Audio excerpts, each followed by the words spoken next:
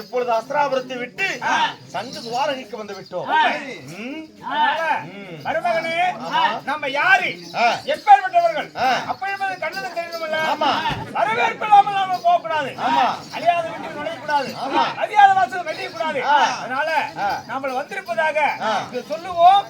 கண்ணன் நம்ம மதிக்கிறாரோ இல்லையான்னு பார்ப்போம். யாரு இங்கே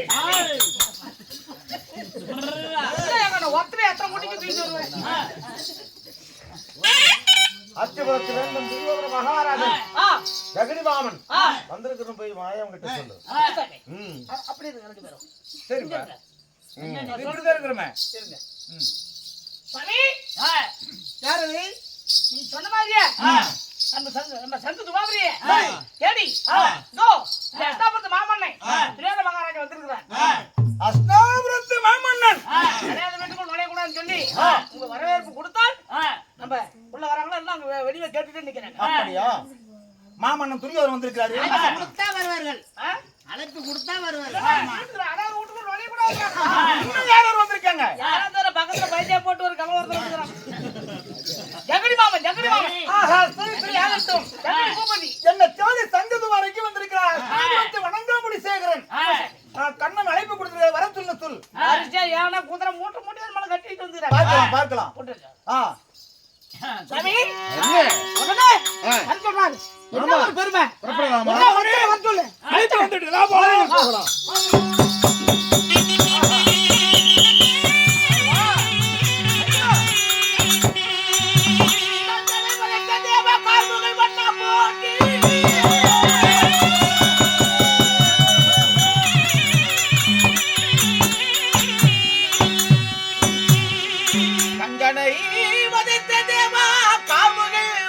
போட்டி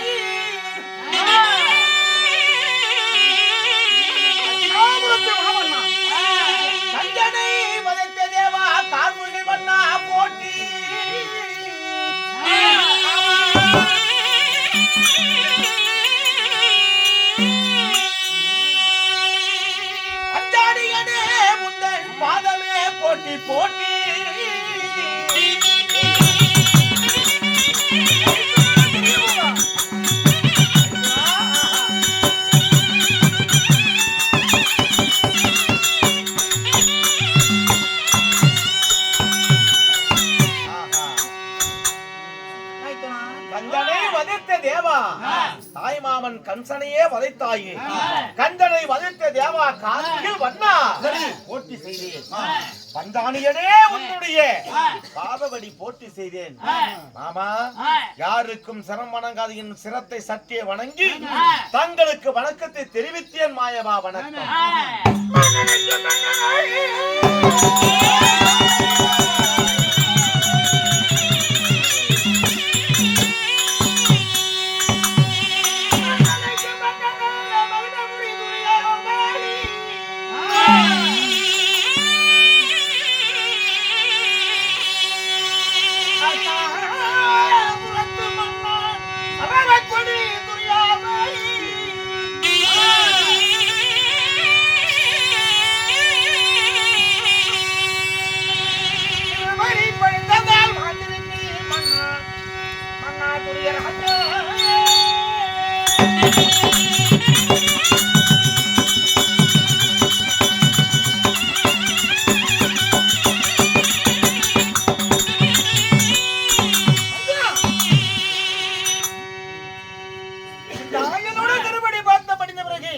இந்த கடல் தூண்ட நெடிய உலகிலே அஸ்தாபுரத்து நீயே மாமனமாக வாழ்ந்திருக்கிற வையகத்தில் கோடி காலம்